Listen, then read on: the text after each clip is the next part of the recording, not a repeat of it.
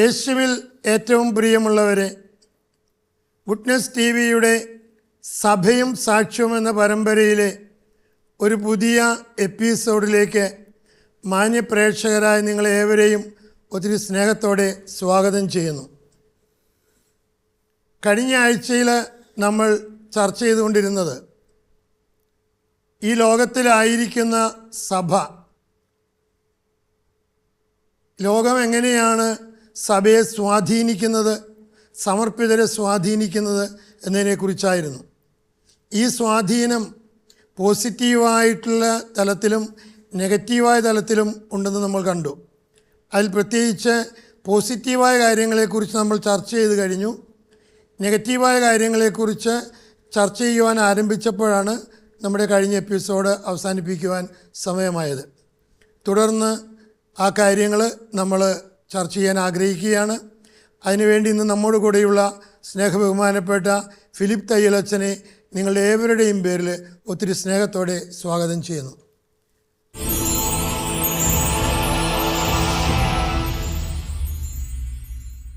കഴിഞ്ഞ ആഴ്ചയിൽ നമ്മൾ ലോകത്തിൻ്റെ സ്വാധീനം എങ്ങനെയാണ് സഭയിൽ അല്ലെങ്കിൽ സമർപ്പിതരുടെ ഇടയിൽ അത് നടക്കുന്നത്, അതിൻ്റെ പോസിറ്റീവ് കാര്യങ്ങൾ പറഞ്ഞു.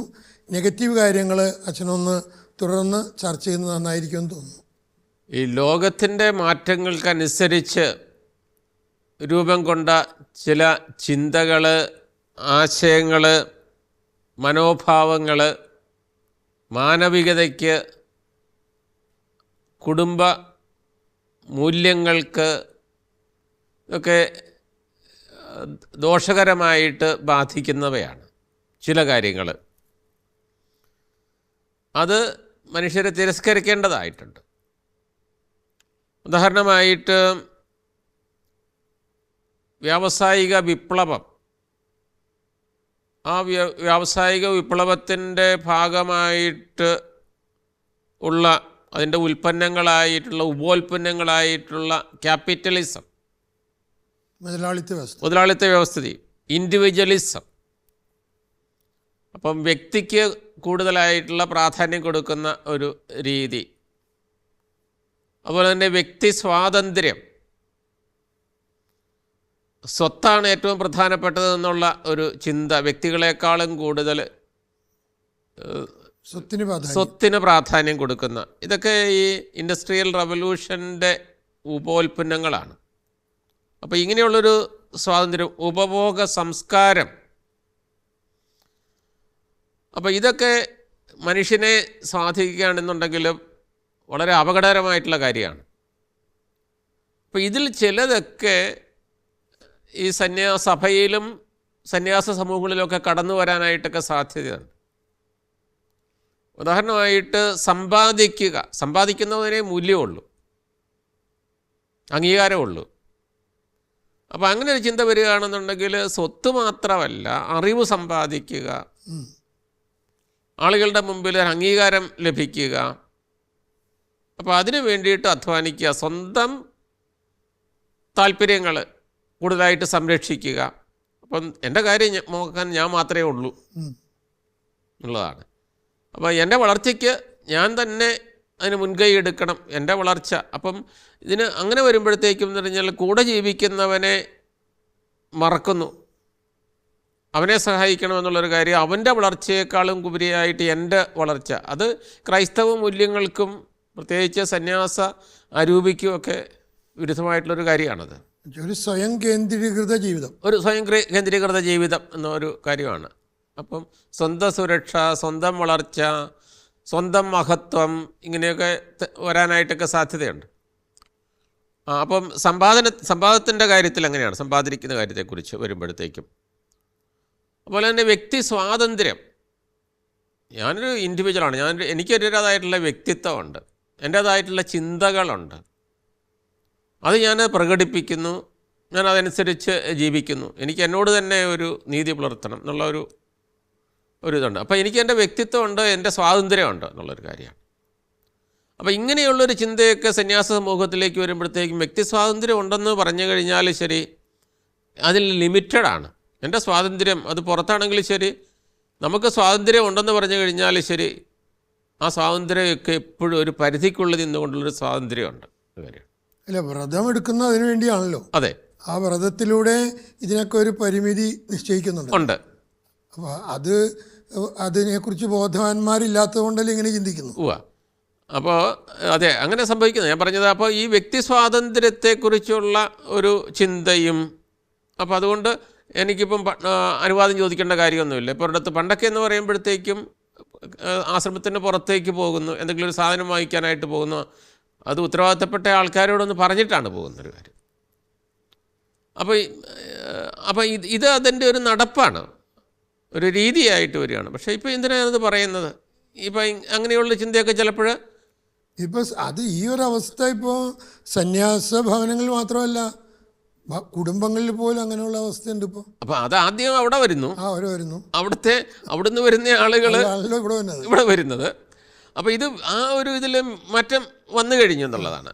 അപ്പോൾ ഇത് സ്വാഭാവികമായിട്ട് ഇതുപോലെയുള്ള ഒരു മാറ്റം സന്യാസ സമൂഹങ്ങളിൽ, സന്യാസ വ്യക്തികളിലൊക്കെ കാണും. അനുസരണത്തിൻ്റെ കാര്യത്തിൽ കാണും, വസ്തുക്കളുടെ ഉപയോഗത്തിൻ്റെ കാര്യത്തിൽ കാണും, മറ്റെല്ലാം എല്ലാം പൊതുവായിരുന്നു എന്നുള്ളതാണ്. അപ്പോൾ സ്വന്തമായിട്ട് എന്ന് പറയുന്നത് ഇല്ല, നമ്മുടെ ഉപയോഗത്തിനായിട്ട് സഭയിൽ നിന്നൊക്കെ കിട്ടുന്നൊരു കാര്യമാണ്. അപ്പോൾ സ്വന്തമാക്കാനും അത് ഹോർഡ് ചെയ്യാനും ഒക്കെ ആയിട്ടുള്ളൊരു പ്രവണതയൊക്കെ, അതുപോലെ സുഖ സൗകര്യങ്ങൾ കൂടുതലായിട്ട് അന്വേഷിക്കുക, ലാളിത്യം, ലളിത ജീവിതം എന്ന് പറയുന്ന ഒരു കാര്യത്തിൽ അതൊക്കെ ഉണ്ടോ? അതാണ് എനിക്ക് പലപ്പോഴും തോന്നിയിട്ടുള്ളത്. ഈ ലാളിത്യ ജീവിതം എന്ന് പറയുന്നത് ഒരു ഭംഗി വാക്കായിട്ട് പലപ്പോഴും തോന്നുന്ന ഒരവസ്ഥയുണ്ട് ചിലപ്പോഴൊക്കെ. ദാരിദ്ര്യത്തിൻ്റെ അരൂപി, ആത്മാവിൽ ദരിദ്രര്, അല്ലാണ്ട് ജീവിതത്തിൽ ദാരിദ്ര്യത്തിൻ്റെ ഒരു, പ്രത്യേകിച്ച് എന്താണ് ഭക്ഷണത്തിൻ്റെ രീതി, ഭക്ഷണമേശയിൽ ചിലപ്പോൾ ഈ ദാരിദ്ര്യമൊക്കെ പലപ്പോഴും ഇല്ലാത്ത അവസ്ഥയുണ്ട്. ഈ സന്യാസ ജീവിതത്തിൻ്റെ മുഖമുദ്ര എന്ന് പറയുന്ന ഒരു സംഗതി ലളിത ജീവിതമാണ്, ലാളിത്യമാണ്. ആ ലാളിത്യം ആ ജീവിതത്തിൽ മുഴുവനും എന്ന് പറയുമ്പോൾ ഭക്ഷണത്തിൻ്റെ കാര്യത്തിൽ മാത്രമല്ല, ഭക്ഷണം, വസ്ത്രം, അതുപോലെ തന്നെ ഒരു വ്യക്തിയുടെ മനോഭാവം, സംസാരം, ഇതെല്ലാത്തിലും. ഇപ്പം കാര്യം നമ്മൾ വിചാരിക്കുക സംസാരത്തിൽ എന്താണ് ലാളിത്യം എന്ന് പറയുമ്പോഴത്തേക്കും വിൻസെൻ്റ് പോള് സഭയിലെ അംഗങ്ങൾക്ക് നൽകുന്ന വിൻസെൻ്റ് പോൾ സഭയിലെ അംഗങ്ങൾക്ക് നൽകുന്ന ഉപദേശത്തിൽ പറയുന്ന പ്രീച്ചിങ് പോലും, പ്രഘോഷണത്തിൽ പോലും ആളുകൾക്ക് മനസ്സിലാകുന്ന ലളിതമായിട്ടുള്ള ഭാഷ, അതിൻ്റെ അകത്ത് വക്രത ഉണ്ടാകാനായിട്ട് പാടില്ല, വളച്ച് കിട്ടോ മനസ്സിലാക്കാനായിട്ടുള്ള. അതുപോലെ തന്നെ പെരുമാറ്റത്തിലും ലാളിത്യം ആണ്, സിംപ്ലിസിറ്റി എന്ന് പറയുന്നത്. അതിൽ പരമാർത്ഥതയും കൂടി ബന്ധപ്പെട്ട് നിൽക്കുന്നൊരു കാര്യമാണത്. അല്ല, യേശുവിൻ്റെ വചനം അങ്ങനെയാണല്ലോ, നിങ്ങളുടെ ഉത്തരം അതെ അതെ എന്നോ അല്ല അല്ല എന്നോ ആയിക്കട്ടെ, മറ്റുള്ളതെല്ലാം ദുഷ്ടനിൽ നിന്നാണ്. അതെ. അപ്പോൾ ഇതിലെല്ലാം, അതായത് അവൻ്റെ ജീവിതം തന്നെ ലളിതമാണ്, അത് ഇതിൻ്റെ മുഖമുദ്രയാണ്. വിശുദ്ധ ഫ്രാൻസിസ് അസീസിയുടെ കാര്യം തന്നെ നമുക്കറിയാവുന്നത് ലാളിത്യത്തിൻ്റെ ഒരു ആൾരൂപമാണ് വസ്തുതയിൽ ഫ്രാൻസിസ് അസീസ് എന്ന് പറയുന്നത്. അതുപോലെ തന്നെ ഭക്ഷണം, വസ്ത്രം, സാർ പറഞ്ഞതുപോലെ ഭക്ഷണം അത് ലളിതമായിട്ടുള്ളതാണ്, ആയിരിക്കണം. അത് ജീവിക്കാൻ വേണ്ടിയിട്ടുള്ള ഒരു, അതായത് നമ്മുടെ ജീവൻ നിലനിർത്താനായിട്ട്, നമുക്ക് ജോലി ശുശ്രൂഷ ചെയ്യാനായിട്ടൊക്കെ തീർച്ചയായിട്ടും അതിന് ഊർജ്ജം വേണം. അപ്പോൾ അതനുസരിച്ചുള്ള, അപ്പോൾ എല്ലാത്തിലും ഒരു മിതത്വം എന്ന് പറയുന്ന ഒരു സംഗതിയുണ്ട്, എല്ലാത്തിലും ഒരു മിതത്വം എന്ന് പറയുന്ന ഒരു കാര്യമാണ്. ഈ ദാരിദ്ര്യത്തിൻ്റെ അരൂപിയെക്കുറിച്ചൊക്കെ പറയുമ്പോൾ, ഈ കഴിഞ്ഞ ഏതാനും നാളുകൾക്ക് മുമ്പൊക്കെ നമ്മുടെ നാട്ടിലൊക്കെ ഒരുപാട് കോളിളക്കമുണ്ടാക്കിയ ചില കേസുകളൊക്കെ അച്ഛൻ അറിയാമായിരിക്കും.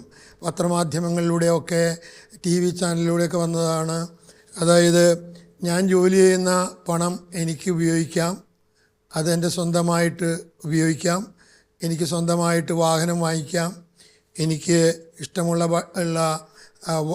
വസ്ത്രം ധരിക്കാം, ചുരിദാറിട്ട് നടക്കണം, ഇങ്ങനെയൊക്കെ അവകാശപ്പെടുന്ന സന്യാസിനികളൊക്കെ നമ്മൾ കണ്ടിട്ടുള്ളതാണ്. അതൊക്കെ വാസ്തവത്തിൽ ഈ സമൂഹത്തിൽ സഭയ്ക്ക് ഒരു ഇടർച്ചയല്ലേ, അത് നമുക്ക് പ്രോത്സാഹിപ്പിക്കാവുന്ന കാര്യമല്ലോ. അച്ഛൻ എന്ത് പറയുന്നു അതിനെക്കുറിച്ച്? അല്ല, ഇത് ഇങ്ങനെയുള്ള സംഭവങ്ങൾ എന്ന് പറയുന്നത് ഒറ്റപ്പെട്ട സംഭവങ്ങളാണ്. അപ്പോൾ ഒറ്റപ്പെട്ട സംഭവങ്ങൾ ഒറ്റപ്പെട്ടതാണെന്ന് വിചാരിച്ചുകൊണ്ട് നമുക്ക് തള്ളിക്കളയാനും പാടില്ല. ഇപ്പോൾ ഒറ്റപ്പെട്ടത് എന്ന് പറയുന്നത് ഇതൊരു യാഥാർത്ഥ്യമാണ് സാർ പറഞ്ഞതുപോലെ. കാരണം അത് നമ്മുടെയൊക്കെ കൺമുമ്പിൽ ഇതേപോലെയുള്ള ചില സംഭവങ്ങളൊക്കെ ഉണ്ട് എന്നുള്ളൊരു കാര്യമാണ്. അപ്പം ഇത് പറയുമ്പോൾ നമ്മൾ ഒന്ന് സമൂഹത്തിലേക്ക്, സന്യാസ സമൂഹത്തിലേക്ക് അംഗങ്ങളായിട്ട് സമൂഹത്തിലെ അംഗങ്ങളായിട്ടുള്ള ആളുകളെ സംബന്ധിച്ചിടത്തോളം സന്യാസം എന്തെന്നും അത് എന്തിനു വേണ്ടിയാണെന്നും അതിൻ്റെ ലക്ഷ്യമെന്തെന്നും സന്യാസത്തിലേക്ക് കടന്നു വരുന്നവർ, സന്യാസിയായിട്ടുള്ളവർ അല്ലെ സന്യാസിനി ആയിട്ടുള്ളവർ എങ്ങനെ ജീവിക്കണമെന്നും അവരുടെ ജീവിതശൈലി എന്തായിരിക്കണമെന്നും ഒക്കെ വ്യക്തമായിട്ടുള്ള ധാരണയുള്ളവരാണ്. അത് നമ്മൾ ആദ്യം മനസ്സിലാക്കണം. വ്യക്തമായിട്ടുള്ള അവരുടെ ജീവിതം എങ്ങനെ ആയിരിക്കണം എന്നുള്ളൊരു കാര്യമാണ്. ഉദാഹരണമായിട്ട് ലാളിത്യത്തെക്കുറിച്ച് നമ്മൾ പറയുന്നൊരു കാര്യം, അവരുടെ ജീവിതം എന്ന് പറയുന്നത് ലളിതമായിട്ടുള്ളൊരു ജീവിതമാണ്. സന്യാസത്തിൻ്റെ മുഖമുദ്ര എന്ന് വേണമെങ്കിൽ നമുക്ക് പറയാനായിട്ട് സാധിക്കുന്ന ലളിതം ആയിട്ടുള്ളൊരു ജീവിതമാണ്. ആർഭാടരഹിതമായിട്ടുള്ളൊരു ജീവിതമാണ് സാധാരണ ജീവിതം. അപ്പോൾ ആ സാധാരണ ജീവിതം, ആർഭാടരഹിതമായിട്ടുള്ള ലളിതമായിട്ടുള്ളൊരു ജീവിതം എന്ന് പറയുന്നത് അത് നമ്മുടെ ഭക്ഷണത്തിൽ, നമ്മുടെ വസ്ത്രധാരണത്തിൽ, നമ്മുടെ യാത്രയിൽ, നമ്മുടെ മുറിയിൽ ഉള്ള സാമഗ്രികളിൽ, നമുക്കുള്ള വസ്തുക്കളിൽ, അപ്പോൾ ഇതിലെല്ലാം പ്രകടമാകേണ്ട ഒരു കാര്യമാണ്, വെളിപ്പെടേണ്ട ഒരു കാര്യമാണ്. അപ്പോൾ ഇത് വെളിപ്പെടുന്നില്ല. അതിന് പകരമായിട്ടുള്ളൊരിതാണ്. ഉദാഹരണമായിട്ട് നമ്മുടെ വസ്തുക്കളുടെ ഉപയോഗം തന്നെ എടുക്കുക. ഇപ്പോൾ സന്യാസത്തിൻ്റെ നിയമം അനുസരിച്ച് ഇതൊക്കെ അറിയാവുന്ന ആളുകളാണ്. ഇത് അറിയത്തില്ലാത്തൊരു കാലത്തല്ല വ്രതം സ്വീകരിക്കുന്നത്. നമ്മൾ ഓർക്കണം, ഒരു 20-21 വയസ്സ് കഴിഞ്ഞിട്ടാണ് ആദ്യത്തെ വ്രതം എടുക്കുന്നതെന്ന് പറയുന്നത്. ആ വ്രതം എടുത്തിട്ട് ഒരു 26 വയസ്സ് 27 വയസ്സൊക്കെ ആകുമ്പോഴത്തേക്കാണ്, 26 വയസ്സെങ്കിലും ആയി കഴിയുമ്പോഴാണ് നിത്യവ്രതം എടുക്കുന്നതെന്ന് പറയുന്നത്. അതുവരെ നമ്മൾ സന്യാസത്തെ വ്രതത്തെക്കുറിച്ചൊക്കെ പറഞ്ഞപ്പോഴും നവീകരിക്കുകയാണ്. അപ്പോൾ ഇതേക്കുറിച്ച് വീണ്ടും ചിന്തിക്കാനായിട്ടുള്ളൊരു അവസരമാണ്. നിത്യവ്രതം എടുത്തു കഴിഞ്ഞിട്ടും നമുക്ക് ഈ വിളിയില്ല എന്നുണ്ടെന്നുണ്ടെങ്കിൽ യാത്ര പറയുക. അപ്പോൾ അങ്ങനെയുള്ളൊരു ഇതുണ്ട്. അപ്പോൾ ഇതാണ് നിയമം. നമുക്ക് ഏത് സമൂഹത്തിനും അതിൻ്റേതായിട്ടുള്ള നിയമങ്ങളുണ്ടെന്നുള്ളൊരു കാര്യമാണ്. എഴുതപ്പെട്ട നിയമങ്ങളുണ്ട്, എഴുതപ്പെടാത്ത നിയമങ്ങളുണ്ട്. ഇപ്പോൾ സാറ് പറഞ്ഞ പോലെ, ഇപ്പോൾ ഒരു സന്യാസിനി, ഒരു വൈദികൻ, സന്യാസ സമൂഹത്തിലെ അംഗമായിട്ടുള്ളൊരു വൈദികൻ, അല്ലെങ്കിൽ സന്യാസിനി സമൂഹത്തിലെ അംഗമായിട്ടുള്ള ഒരു സിസ്റ്റർ, അവർക്ക് ലഭിക്കുന്ന ശമ്പളം, ഒരു ജോലി ചെയ്യുന്നു, അത് ഗവൺമെൻറ് ജോലി ആയിക്കൊള്ളട്ടെ, പ്രൈവറ്റ് അവരുടെ തന്നെ സ്ഥാപനത്തിൽ ഉള്ളതിൽ കിട്ടുന്ന ശമ്പളം. അപ്പോൾ ഈ ശമ്പളം അവരുടെ നിയമം അനുസരിച്ച് അത് സഭാസമൂഹത്തിൻ്റെ ശമ്പളമാണ് എന്ന് പറഞ്ഞു കഴിഞ്ഞാൽ, എൻ്റെ ശുശ്രൂഷയുടെ ഫലം അനുഭവിക്കുന്നത് ഒരു സമൂഹമാണ്.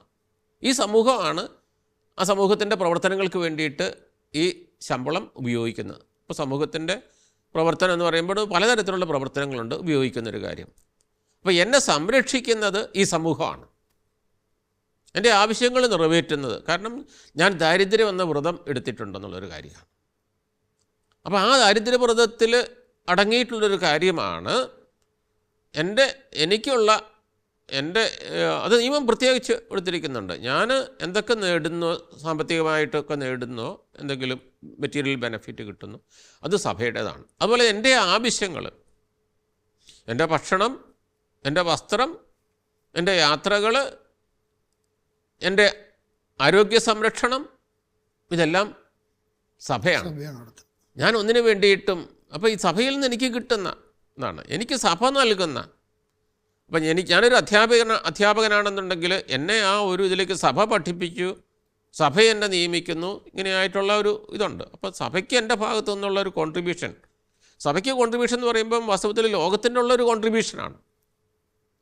അപ്പോൾ ഇത് നമ്മൾ ചെയ്യണം. ഇപ്പോൾ ഉദാഹരണമായിട്ട്, അപ്പോൾ അത് സഭയുടെ അംഗീകാരത്തോടു കൂടിയാണ്. എൻ്റെ ഉപയോഗത്തിന്, എൻ്റെ ശുശ്രൂഷയ്ക്ക് ഒരു കാറ് ആവശ്യമാണ്, യാത്രയ്ക്ക് കാർ ആവശ്യമാണ്. അപ്പോൾ അങ്ങനെ ആവശ്യമാണെങ്കിൽ അത് സഭയ്ക്ക് ബോധ്യമാകണം, സഭാസമൂഹത്തിന് ബോധ്യമാകണം. ആ സഭാസമൂഹമാണ് അത് മനസ്സിലാക്കിക്കൊണ്ട് എൻ്റെ ശുശ്രൂഷയ്ക്ക് ഇത് ആവശ്യമാണെന്ന് മനസ്സിലാക്കിക്കൊണ്ട് അത് തരുന്നത് എന്നുള്ളൊരു കാര്യമാണ്. അതൊരു കുടുംബത്തിൻ്റെ അതുപോലെ തന്നെയാണ്, ഉപയോഗിക്കാനായിട്ടുള്ള തരുന്നു എന്നുള്ളൊരു കാര്യമാണ്. ഇപ്പം എനിക്ക് എൻ്റെ സഭയെക്കുറിച്ച് പറയാനായിട്ട് സാധിക്കുന്ന, പണ്ട് ഞങ്ങളുടെ ഒരു അച്ഛന് വ്യക്തിപരമായിട്ട് അദ്ദേഹത്തെ സംബന്ധിച്ചിടത്തോളം എന്ന് പറയുന്നത് യാത്ര ചെയ്യാനായിട്ട്, ബസ്സിൽ കയറി പോകാനായിട്ടൊക്കെ ബുദ്ധിമുട്ടുണ്ട്. കാലിനൊരു ചെറിയ ഒരു പ്രയാസമുള്ളത് കൊണ്ട് അപ്പോൾ അദ്ദേഹത്തിന് സഭ ഇത് മനസ്സിലാക്കിക്കൊണ്ട് സഭ അംഗീകരിച്ചു. അന്നത്തെ ഒരുപാട് വർഷം മുമ്പാണ് ഒരു സ്കൂട്ടർ ഉപയോഗിക്കാനായിട്ട്, അദ്ദേഹത്തിൻ്റെ ആവശ്യത്തിനായിട്ടൊരു സ്കൂട്ടർ. കാരണം അദ്ദേഹത്തിന് ബസ്സിൽ കയറി പോകാനായിട്ട് പറ്റത്തില്ല, ബസ്സിലേക്ക് കാലെടുത്ത് വെക്കാനായിട്ട് ഒരു കാലിന് നീളത്തിൻ്റെ ഒരു കുറവുണ്ടായിരുന്നു. അപ്പോൾ ഇത് സഭയാണ് കൊടുത്തിരിക്കുന്നൊരു കാര്യത്തെക്കുറിച്ച്. അപ്പോൾ അദ്ദേഹത്തിൻ്റെ മൂവ്മെൻറ്റിന് ഇത് ആവശ്യമാണെന്ന് സഭ തോന്നുകയാണ്. അതുപോലെ തന്നെ ഒരു ശുശ്രൂഷയ്ക്ക് ഒരാൾക്ക് ഇത് ആവശ്യമാണെന്ന് തോന്നുകയാണെങ്കിൽ സഭ കൊടുക്കും എന്നുള്ളതാണ്. അപ്പോൾ അല്ലാതെ അനുവാദം കൂടാതെ ചെയ്യാനായിട്ട് നമുക്ക് സാധിക്കില്ല. ഉദാഹരണമായിട്ട് ഒരു കുടുംബത്തിൻ്റെ കാര്യം എടുത്ത് നോക്കുക. ഒരു കുടുംബത്തിൽ ഭാര്യയും ഭർത്താവും, അപ്പം ഭാര്യ ജോലി ചെയ്യുന്നു, ഭർത്താവ് ജോലി ചെയ്യുന്നു, രണ്ടുപേർക്ക് ശമ്പളമുണ്ട്. അപ്പം ഒരു കാറ് ഭാര്യയ്ക്ക് മേടിക്കണമെന്നുണ്ടെങ്കിൽ അവരുടെ ആവശ്യത്തിനെന്ന് പറഞ്ഞാൽ ഓഫീസിൽ പോകാനായിട്ടും തിരിച്ചു വരാനും ഇങ്ങനെയായിട്ടൊക്കെ മേടിക്കണമെന്നുണ്ടെങ്കിൽ അത് ആരോട് ചോദിച്ചിട്ടാണ്? അത് ആ കുടുംബത്തിൽ ഭർത്താവ് അറിയണം അല്ലേ, എല്ലാ ആളുകളും ചോദിക്കണം. ഇപ്പോൾ അനുവാദം ചോദിക്കുക എന്ന് പറയുമ്പോഴത്തേക്ക് അതിൻ്റെ ബുദ്ധിമുട്ട് പോലെ അത് ഭർത്താവ് മേടിച്ചു കഴിഞ്ഞാൽ ശരി അത് ഡിസ്കസ് ചെയ്യണം ഇല്ലേ, ഒരു പൊതുവായിട്ടുള്ള.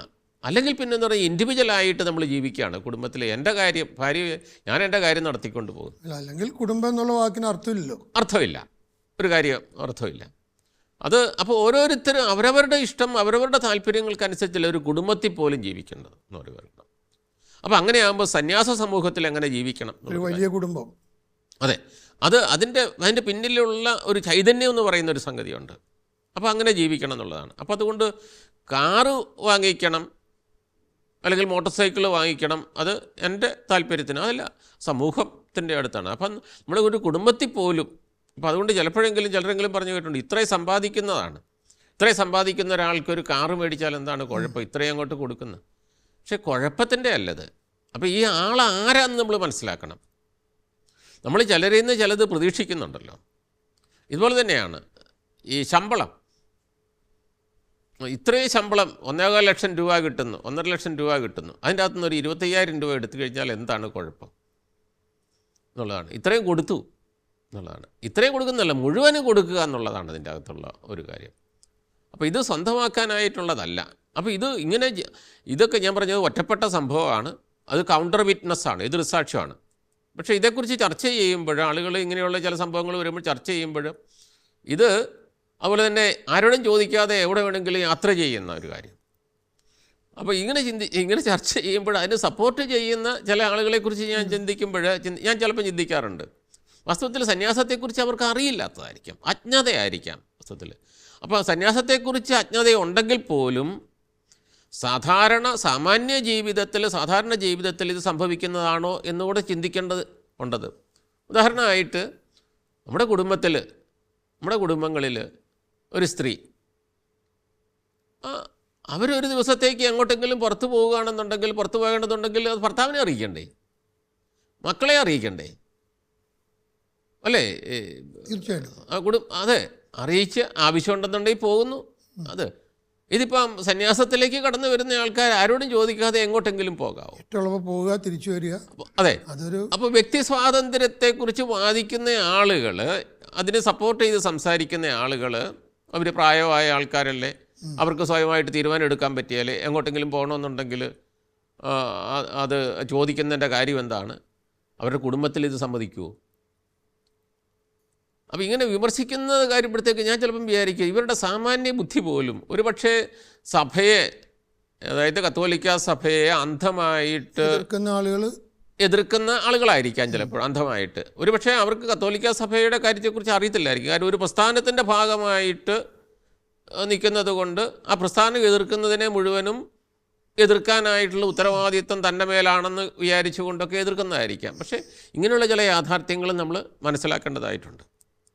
അതേസമയം സന്യാസ സമൂഹത്തിലെ അംഗങ്ങളുടെ ന്യായമായിട്ടുള്ള ആവശ്യങ്ങൾ സന്യാസത്തിലെ അധികാരികൾ സമൂഹവും മനസ്സിലാക്കണം. ന്യായമായിട്ടുള്ള ആവശ്യങ്ങൾ അത് സഭയുടെ ചൈതന്യവും സഭയുടെ അരൂപിയൊക്കെ മനസ്സിലാക്കിക്കൊണ്ട് ചെയ്യേണ്ടതായിട്ടുണ്ട്. അപ്പം അതുകൊണ്ട് ഈ യാത്രയുടെ കാര്യത്തിൽ തന്നെ നമ്മൾ നോക്കുമ്പോൾ യാത്രയ്ക്ക് അനുവാദം വേണം. യാത്രയ്ക്ക് ഏത് മാർഗമാണ് സ്വീകരിക്കുന്നത്, ഇതൊക്കെ സമൂഹത്തിൽ പറയുന്നൊരു കാര്യമുണ്ട്. യാത്രയ്ക്ക് എനിക്കിപ്പം ബോംബെക്ക് പോകണം, ഉടനെ തന്നെ ഫ്ലൈറ്റിൽ അതൊന്നും ഒരു അടിയന്തരമായിട്ടുള്ള കാര്യമാണെന്നുണ്ടെങ്കിൽ അത് സന്യാസത്തിലെ അധികാരികൾ തന്നെ പറയും ഉപയോഗിക്കാനായിട്ട്. അപ്പോൾ എന്താണ് വേണ്ടതെന്നുള്ളത്. അപ്പോൾ അതിലൊക്കെ ഒരു ലിമിറ്റേഷൻസ് ഒക്കെ ഉണ്ട്. എനിക്ക് തോന്നുന്നത് പലപ്പോഴും തോന്നിയിട്ടുള്ളത് ഈ ഒരു ഐഡൻറ്റിറ്റി ക്രൈസിസ് ഇവരുടെ ഇടയിലുണ്ടോ എന്നുള്ള. കാരണം തനിക്ക് തന്നെ അവബോധമില്ലാത്തൊരവസ്ഥ, ആരാണെന്ന്, ഞാൻ ആരെയാണ് പ്രതിനിധീകരിക്കുന്നതെന്നൊക്കെ ഈ സന്യാസ സഭയിലുള്ള അംഗങ്ങൾ ചിലപ്പോഴൊക്കെ മറന്നു പോകുന്നുണ്ടോ എന്ന് പലപ്പോഴും തോന്നുന്നൊരവസ്ഥയാണ്. സാറ് പറഞ്ഞത് അതിൻ്റെ പൂർണ്ണമായിട്ടും ശരിയാണ്. അതായത് ഈ സന്യാസത്തിൻ്റെ കാതൽ എന്ന് പറയുന്നത് പ്രവർത്തനമല്ല, ക്രിസ്തുവിനോടുകൂടി ആയിരുന്നു കൊണ്ട് ശുശ്രൂഷ ചെയ്യുക എന്നുള്ളതാണ്. ഐക്യത്തിൽ ദൈവ ഐക്യത്തിൽ ജീവിച്ചുകൊണ്ട് ശുശ്രൂഷ ചെയ്യുക എന്നുള്ളതാണ്. അപ്പോൾ ഇതിൽ ഏറ്റവും പ്രധാനപ്പെട്ട ഒരു കാര്യം ദൈവ ഐക്യമാണ്. അപ്പോൾ അതിന് പ്രാർത്ഥനയ്ക്കും വ്യക്തിപരമായിട്ടുള്ള പ്രാർത്ഥനയ്ക്കും, പ്രത്യേകിച്ച് സമൂഹത്തിൻ്റെ പ്രാർത്ഥനയിൽ പങ്കെടുക്കുന്ന വ്യക്തിപരമായിട്ടുള്ള പ്രാർത്ഥനയ്ക്കും നിരന്തര ആത്മപരിശോധനയ്ക്കും ഒരു വ്യക്തി തയ്യാറാകണം സമൂഹത്തിൽ. അതുപോലെ തന്നെ തന്നെക്കുറിച്ച് തന്നെ തൻ്റെ ജീവിതത്തെക്കുറിച്ചുള്ളൊരു അഭിമാനവും ഉണ്ടാകണം എന്നുള്ളൊരു കാര്യമാണ്. അപ്പം തൻ്റെ ഐഡൻറ്റിറ്റിയെക്കുറിച്ച്, തൻ്റെ അനന്യതയെക്കുറിച്ച് ബോധ്യമുണ്ടാകുമ്പോൾ താൻ ജീവിക്കേണ്ടത് എങ്ങനെയാണ് എന്നുള്ള ഒരു ഇതിലേക്ക് വരും എന്നുള്ളതാണ്. അത് കുറയുമ്പോഴാണ് വാസ്തവത്തിൽ ഇങ്ങനെയുള്ള ഇതിലേക്ക് ഒക്കെ പോകാനായിട്ടൊക്കെ ഇടപെടുന്നത്. ഒരു ചോദ്യം, ഇതുമായി ബന്ധപ്പെട്ടൊരു ചോദ്യം എൻ്റെ മനസ്സിലേക്ക് വരുന്നത്, ചിലപ്പോഴൊക്കെ ആളുകൾ ചോദിക്കുന്ന ചോദ്യമാണ്.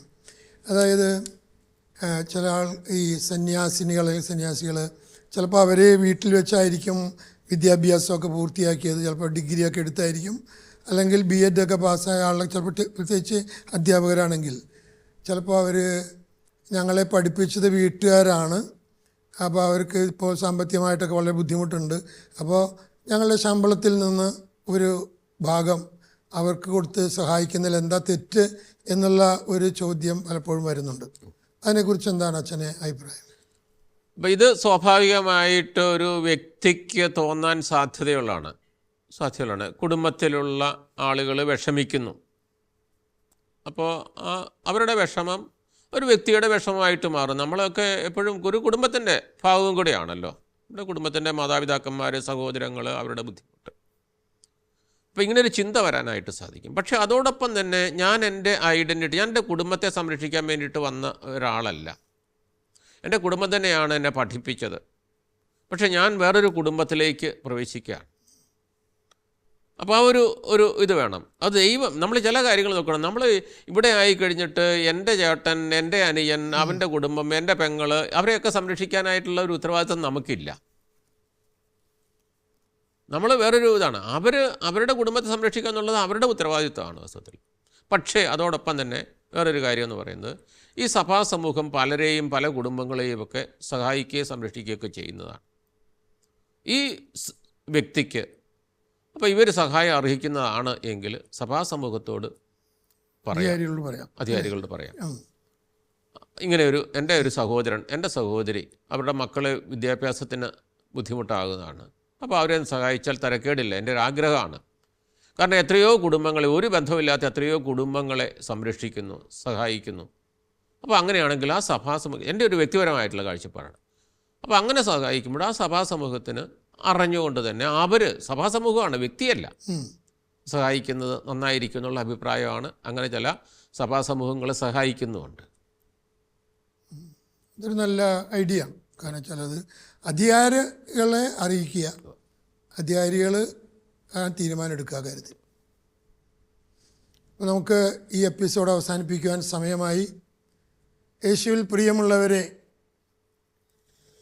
സന്യാസ ജീവിതത്തിൻ്റെ മുഖമുദ്രയാണ് ലാളിത്യമെന്നും ആ ലാളിത്യം വെളിവാക്കേണ്ടത് ദാരിദ്ര്യത്തിൻ്റെ അരൂപിയിലൂടെയാണ് എന്നും നമ്മൾ ചിന്തിക്കുകയായിരുന്നു. ഇത്രയും കാര്യങ്ങൾ നമ്മളുമായിട്ടിന്ന് പങ്കുവെച്ച സ്നേഹബഹുമാനപ്പെട്ട ഫിലിപ്പ് തയ്യലച്ചനെ നിങ്ങളുടെ ഏവരുടെയും പേരിൽ ഒത്തിരി സ്നേഹത്തോടെ നന്ദി പറയുന്നു.